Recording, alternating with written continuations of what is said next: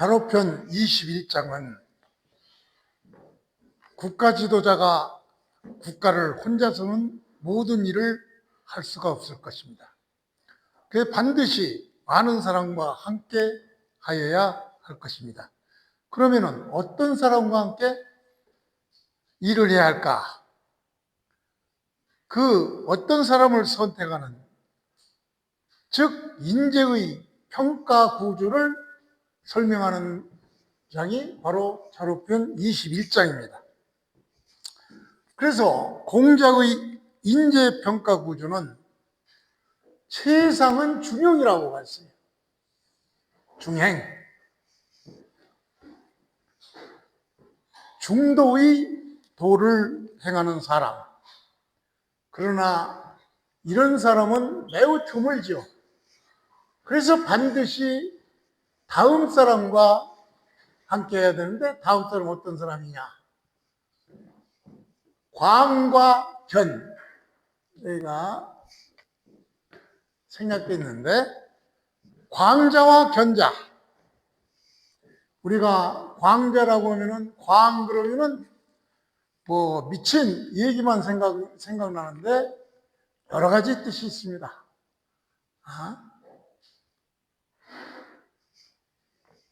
그래서 이런 그 광자, 그 특징은 진취적이고 열정적인 그런 성향의 사람이죠. 이런 사람은 과격하여 균형 감각이 좀 부족합니다. 그럼에도 불구하고 적극성과 추진력이 있기 때문에 이 광자와 같이 하거나, 혹은 견자, 즉 융통성은 부족하나 도덕적 절제를 하는, 즉 하지 말아야 할 것은 하지 않는 도덕적 순수성을 가지고 있는 이런 사람과 같이 하는 것이 좋다. 그래서 공자는 중행을 걷는 사람, 이런 사람이 있으면은 가장 이상적이지만, 세상에는 꼭 저런 사람이 있는 것이 아니죠. 저런 사람은 아주 드물기 때문에 이런 사람이 없을 경우 차선책으로 바로 광자와 견자를 선택하는데, 광자와 견자에 대한 인물의 그 평가, 이것이 바로 21장입니다. 그러니까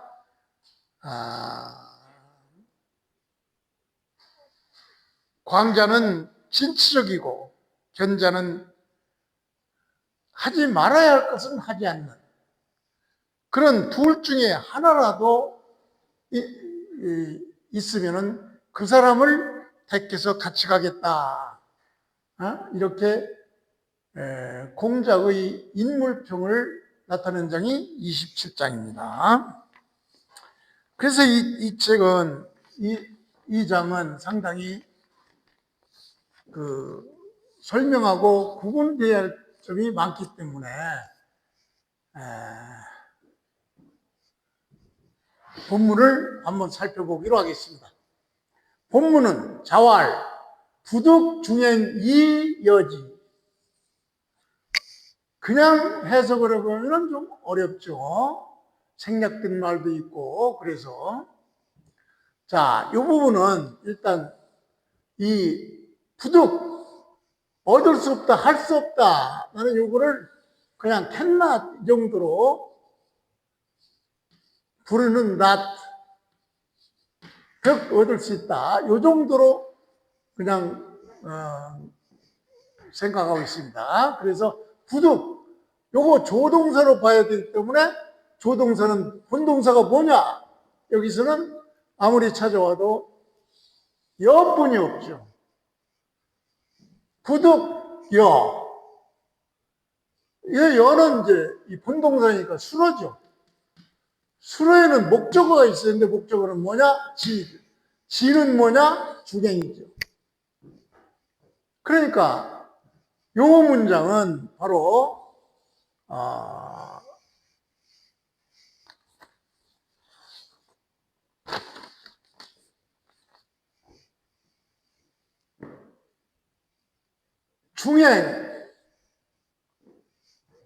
중행을 실천하는 사람,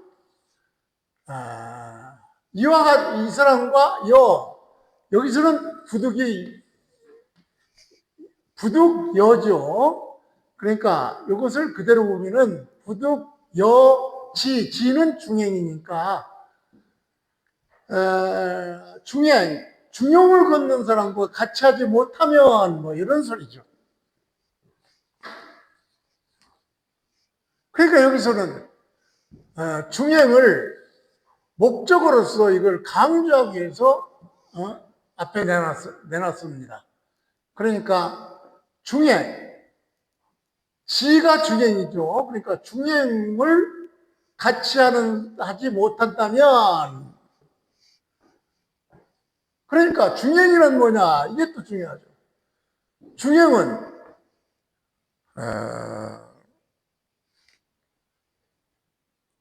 중행은 중용을 실천하는 사람을 중행이라고 그러죠. 중용. 그게 이 가운데 중자가 전에도 한번 말씀드렸죠. 부수에서 찾으려면 저거를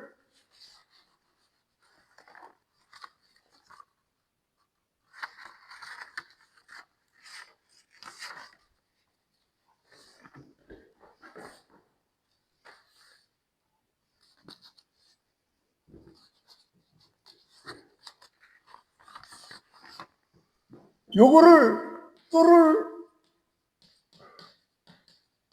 뚫을 곤이라고 그럽니다. 뚫을 곤변에서 찾아야 돼요. 이 가운데 중자는 뚫을 곤, 가운데를 뚫는다 이런 얘기니까 바로 뚫다, 부합하다, 일치하다 이런 얘기죠. 그러니까 중행은 행동과 일치하다 이런 얘기예요. 그러니까 행동이 일치하는 것이니까 행동이 지나침도 부족함도 없는 상태, 다시 말해서 이상적인 군자의 그런 모습이죠. 이상적인 군자, 즉 최상의 인자죠. 이게 바로 목적인데 그냥 여기서는 바로 조동사와 동사 가운데 목적을 강조하기 위해서 넣었던 것입니다. 그러니까 이 문장은 다시 보면은 공자는 말하기를 부득여 같이 할 수 없다. 무엇과? 중용과. 중행을 행사하는 사람과 같이 할 수 없다면 이런 얘기가 되죠.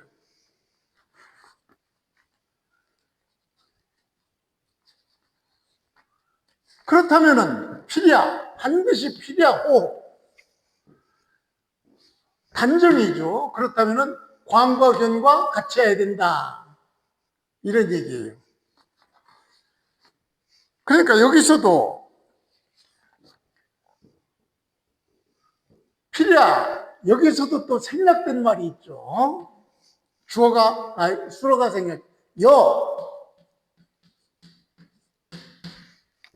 광과 견은 광자와 견자, 여기서 또 이가 생략이 되어 있어요.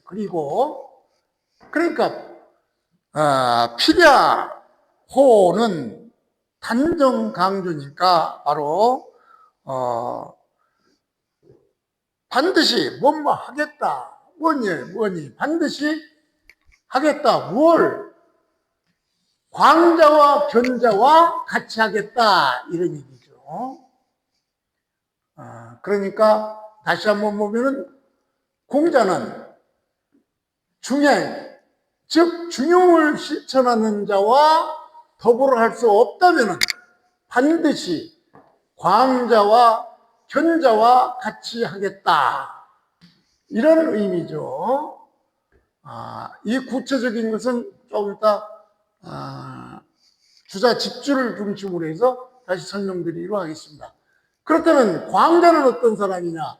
신취한다. 이게 광자는 여기서 진치를 앞으로 나간다 이런 얘기죠. 광자는 바로 앞으로 나간다, 진취적으로 한다, 적극적인 사람 이런 얘기를 하죠. 즉 광자는 지나치게 적극적인 이런 면이 있다. 아주 진취적인 이런 사람을 광자라고 하죠. 그리고 견자는 유소 불의, 이 견자가 상당히 옛날 자고 또 어려운데 이게 대사슴록변이죠. 대사슴록변에 요게 견자고 이것과 혼동되기 쉬운 자가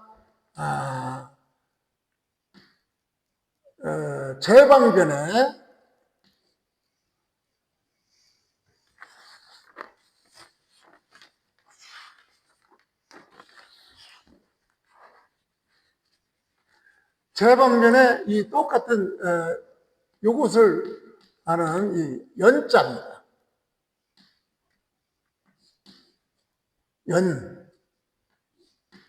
요자와 상당히 혼동이 되는데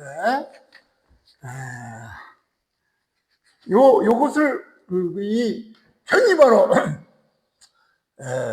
개사슴록변이냐 제주할 때 제방변이냐 이것에 따라서 달라지는데 여기서는 옛날에는 잘 썼으나 최근에는 잘 쓰지 않는 편자 요거죠. 그러니까 광과 이가 생략되지 견을 같이 하겠느니라 이런 얘기인데 여기서 광은 뭐냐?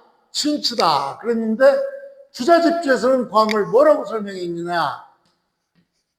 주자집주는 뜻은 높으나 행, 미, 체는 붙잡다 이런 얘기죠. 아직 도달하지 못하다 이런 얘기죠. 아직 능통하지 못하다 이걸 의미하고 그 다음에 여기서 견은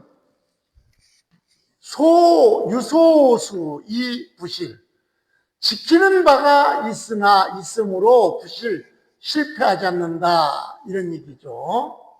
그래서 이 부분을 다시 한번 설명드리면은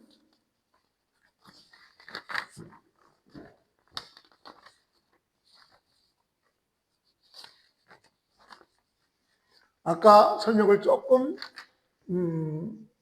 덜 설명드렸는데 요자는 버릴 연 혹은 의연금할 때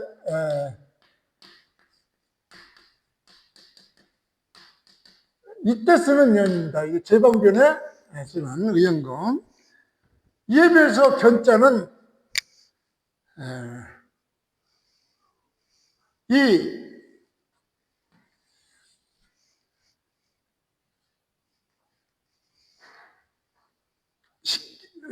견은 바로 지키는 바가 있어서 실수를 하지 않는 그런 것을 의미하죠. 그래서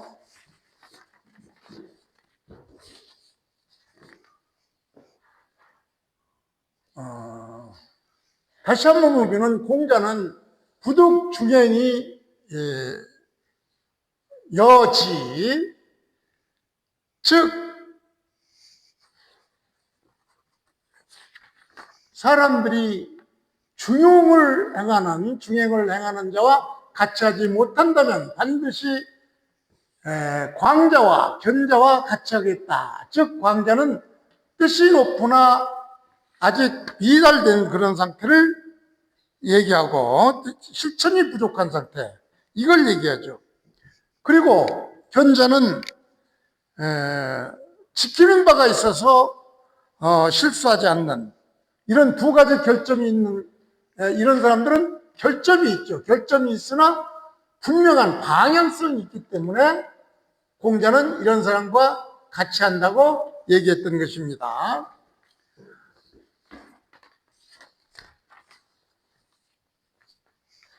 다시 한번 광자는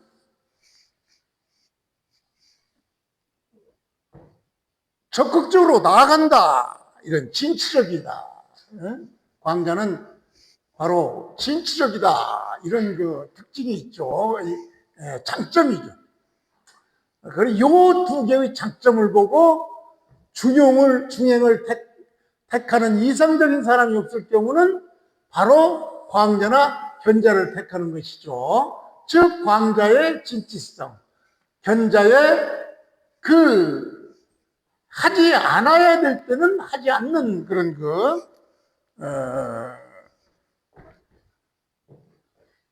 원칙주의. 이것 때문에 둘 중에 하나만 있어도 같이 하겠다. 그런 얘기죠. 그래서 여기서 핵심 개념으로 중행. 이 중행은 바로 아까도 얘기했지만 뚫을 꽃이죠. 가운데를 뚝 뚫는 바로 뚫다, 부합하다, 일치하다 이런 얘기니까 중행은 곧 지나침도 부족함도 없는 그런 상태를 얘기하죠. 그 이상적인 군자죠. 그러나 세상의 군자지만 이 세상에 이르는 사람이 아주 드물기 때문에 차선책으로 어떤 사람들을 뽑냐, 광자, 즉 진취성이 있고 또 적극성 있는 어떤 추진력 있는 이런 장점이 있으나 반대로 과격해서 균형을 이룰 수 있는 이런 사람이나 그리고 있죠. 그리고 견자, 하지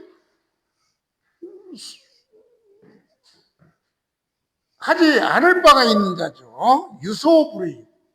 견자는 유소불의,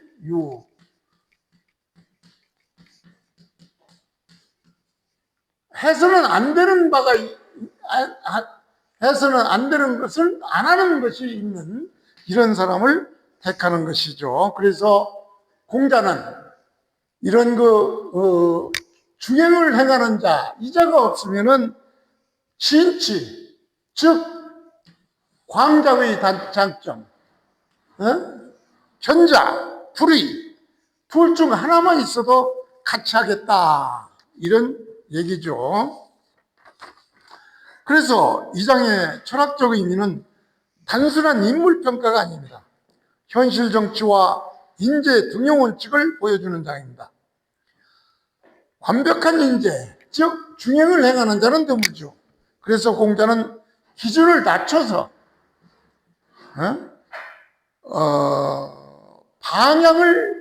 방향성 있는 사람을 찾는 것이죠. 그래서 아무런 기준이 없는 사람은 안 되고 결점이 있어도 방향이 있는 사람, 즉 앞으로 나아가려는 진취적인 사람이나 불의에는 멈출 줄 아는 견자, 그런 사람 중 어느 하나만 있어도 같이 갈 수 있다, 이렇게 보는 것이죠. 그래서 공자의 기준은 현대적으로 번역하면 완벽하게 균형 잡힌 지도자가 없다면, 즉 통합하고 조정할 수 있는 그런 지도자가 없다면 차라리 추진력 있는 지도자, 광자, 개혁 드라이브형 그런 지도자, 또 원칙을 지키는 지도자, 법치나 윤리형, 견자, 이런 사람이 필요한 것이죠. 그래서 현대 정치에서 실제는 추진력도 없고 원칙도 없는, 즉 둘 다 없는 경우는 결국 무능한 행정이 되고 마는 것이죠. 이런 걸 가르쳐 포퓰리즘, 책임회피, 이렇게 되니까 가장 바람직한 것은 바로 중행형 리더죠. 균형도 잡히고 추진력이 있고 원칙을 지키는 이런 사람을 원하게 되는 것이죠.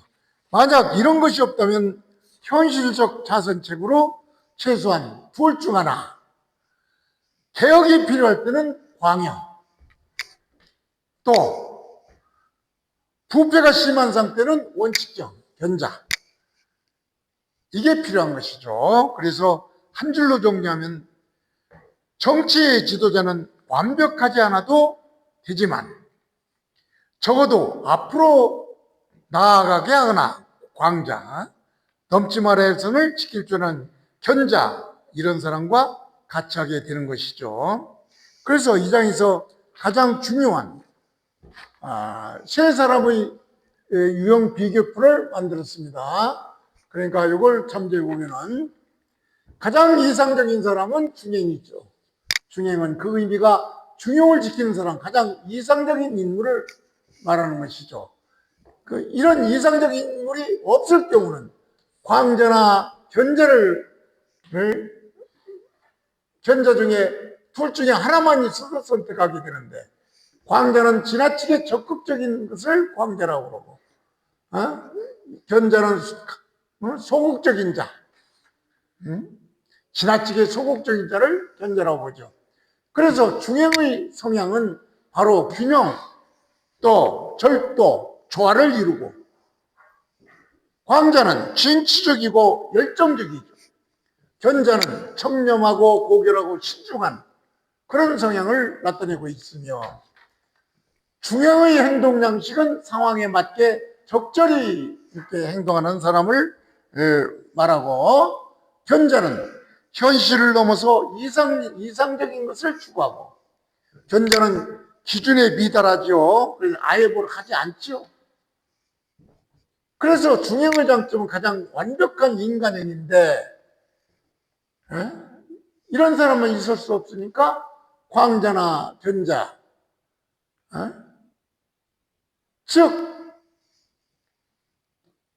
광자의 추진력과 견자의 도덕적 순수성만 있으면 둘 중에 하나만 있어도 같이 갈 수 있다, 이런 얘기죠. 그래서 중용의 가장 장점은 가장 완벽한 인격이고, 광자는 추진력, 견자는 도덕적 순수성.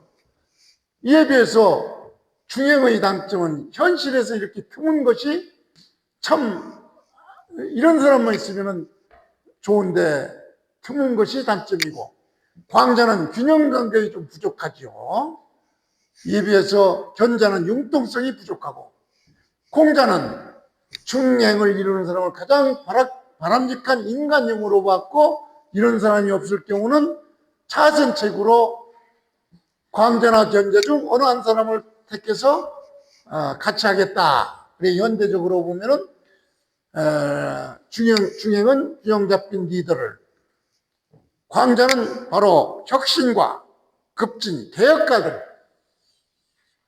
이런 사람을 말하고, 견자는 원칙주의자, 이런 사람을 말하고 있는 것이죠.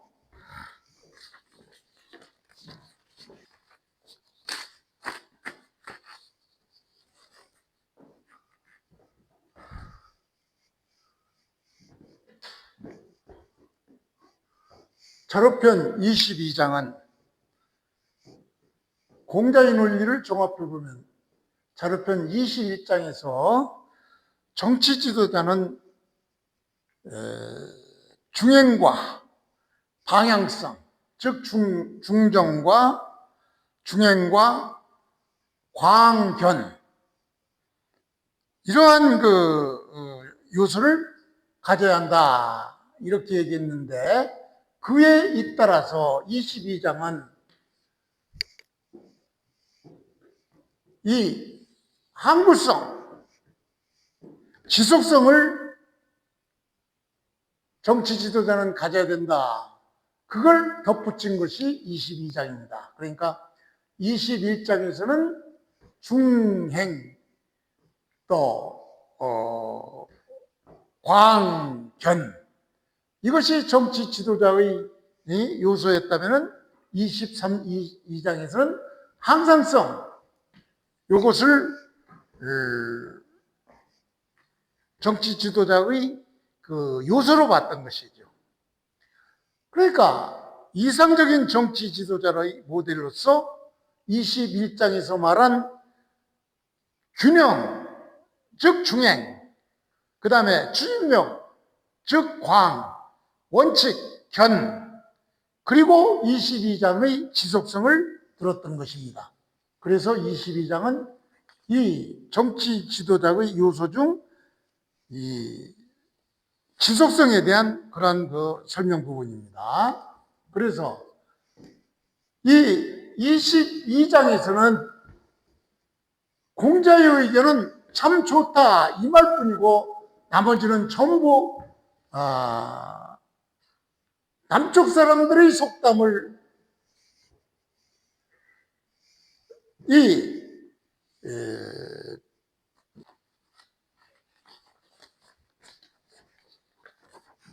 남쪽 사람의 이 속담을 바로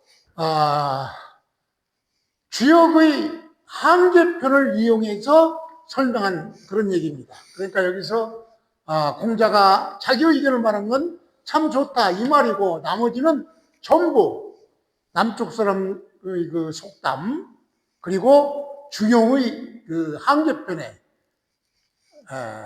그러니까 남쪽 사람의 속담을 중용의 한계편으로 다시 그 설명한 것이 바로 22장입니다. 그래서 상당히 좀 어렵습니다. 이 부분은. 그래서 먼저 남쪽 사람들이 그 말, 이 부분에 대해서 설명을 보기로 하겠습니다. 그래서 공자는 말했죠. 남인유언국, 유언왈, 인이 무항 불가이작 무의. 이게 바로 남쪽 사람들이 남쪽 사람들이 한 말이 있는데 이 말이 바로 이거다. 그러니까 요거를 나는 남쪽 사람들이 어떤 속담에 이런 말이 있다 이렇게 번역을 해봤습니다. 그런데 여기서 남이르는 뭐냐? 남이는 공자 집주에 논어 집주에 주자 집주에서는 남이를 뭐라고 표시했느냐?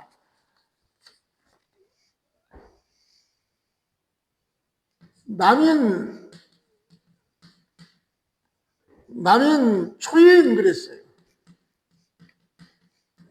이건 주자집주의 설명인데 주자집주의 설명대로 말하면 남쪽 사람은 초나라 사람들을 말한 것이죠.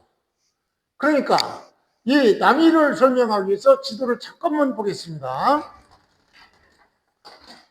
중국에 이런 땅덩어리라면은 제나라가 여기 있고 연나라, 노나라, 우인나라, 진나라, 제나라, 송나라가 있는데 이것이 양자강입니다. 장강이라고. 그래서 양자강 이남을 남쪽이라고 그래요. 그 남쪽 초나라를 여기서 남이를 주자 집주에서는 초나라라고 봤어요. 그러니까 양자강 이남 사람들, 그러니까 초나라 사람들이 이런 말이 있는데 바로 초나라의 그 속담으로 저는 풀었습니다. 그러니까 초나라 속담에 뭐가 있느냐? 인이무항, 불가이, 작무의. 사람이면서 사람이 항이 없으면, 지속성이 없으면, 항심이 없으면, 항심은 바로 변함없는 도덕성을 얘기하죠. 인심. 변함없는 도덕성이 없으면 불가이작. 뭐이. 불가이는 할 수 없다. 되다. 여기도 무와 의 사이에 이가 생략되어 있죠. and. 그러니까 무당이나 의사도 항상성, 즉 변함이 없는 도덕성이 없으면 될 수가 없느니라. 이런 그 초나라의 속담이 있다고 그럽니다. 그러니까 이런 초나라 속담을 인용하고 이것을 공자가 어떻게 설명했느냐? 참 좋은 말이다. 이 남쪽 그 속담이 참 좋은 말이구나. 그래서 불황기덕, 혹성지수, 이것이 바로 주역에 나오는 얘기입니다. 주역에 나오는 얘기인데 그냥 직역하면 그 덕이 항상성이 없으면 혹 수치를 그것으로 해서 창피를 당할 수가 있다. 이런 얘기인데 조금 이따 주역에 항계편을 가지고 약간 더 설명을 드리겠습니다. 그러므로 이제 공자가 말한 말이 바로 요 얘기하고 요 얘기죠. 그러므로 불좀 점칠 필요도 없다. 이 의원은 뭐 이러다. 점칠 필요도 없다. 예상할 필요도 없다. 이런 얘기죠.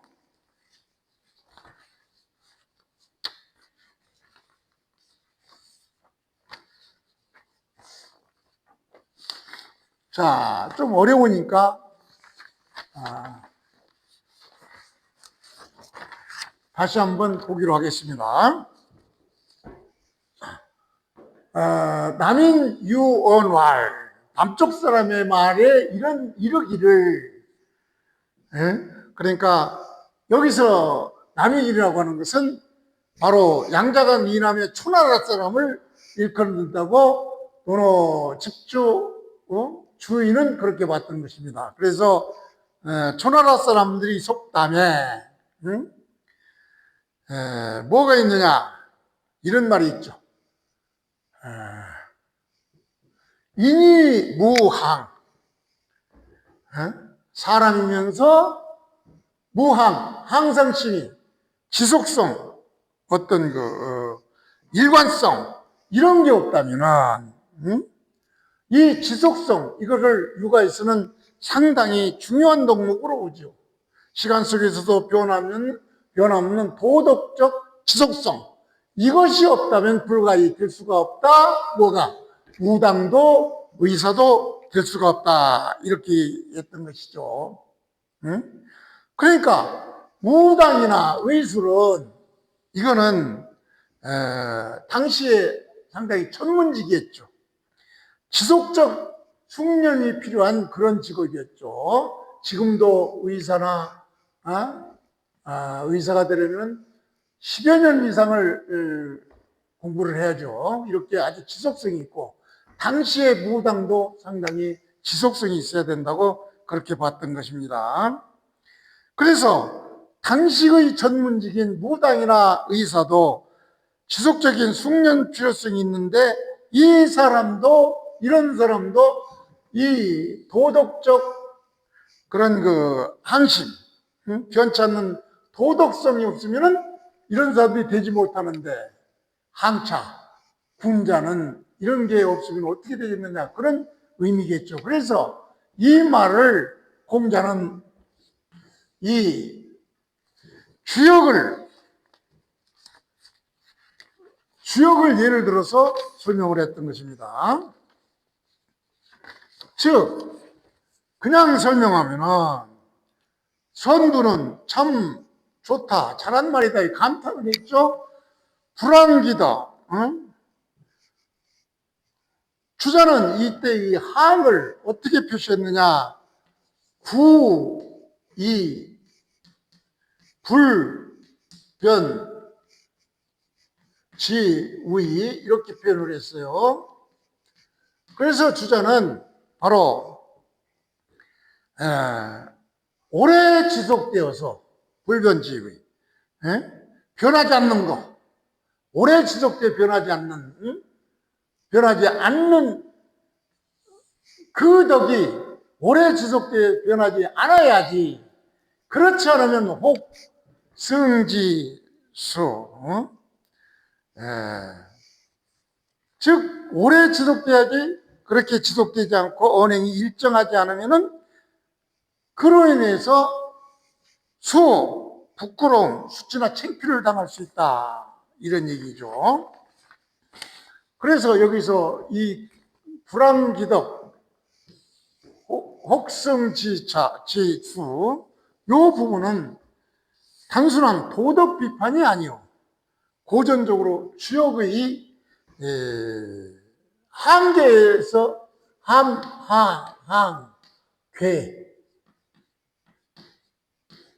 한계에서 따온 말입니다. 주역에서 항이라는 것은 지속성, 변치 않는 것을 얘기해줘. 특히 인간에게 적용하면은 덕을 한결같이 유지하는 것, 이것이 항의 핵심이다. 덕을 한결같이 유지하는 것. 즉 한계의 문장에서 바로 불황기덕 혹승지수, 요거는 그 덕을 항상 변치 않고 지속되지 않으면은 혹 부끄러움을 받게 된다, 이런 얘기죠. 그래서 이것을 자료편 22장과 연결해서 보면은 이 앞문장 초인의 속담, 남쪽 나라 초인 사람들이 그 속담에 사람이면서 항심이 없으면은 의사도 무당도 되지 못한다, 이런 얘기를 공자는 뭐라고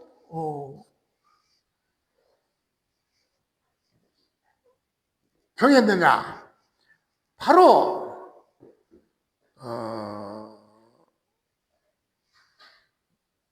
남의 말을 듣고 지옥의 이 한계 기절을 이용해서 논평하기를, 그 덕을 지속하지 못하면, 즉 철학적 의미로 도덕적 일관성이 없으면 부끄러움을 당한다. 한계의 논리는 매우 현실적이죠. 덕은 바로 지속성의 본질이고 지속되지 않으면 그 신뢰 붕괴로 결국 사회적 수치, 혹승 지수, 결국 부끄러움을 당하게 된다, 이런 의미로 바로 공자도 조나라의 속담을 지역의 한계를 응용해서 이렇게 대신 설명하고 있는 것입니다. 그래서 공자는 왜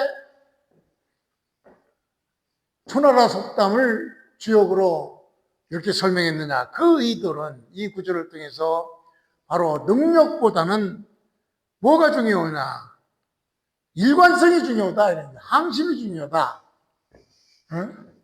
그래서 주역의 한계를 따서 설명을 했던 것입니다.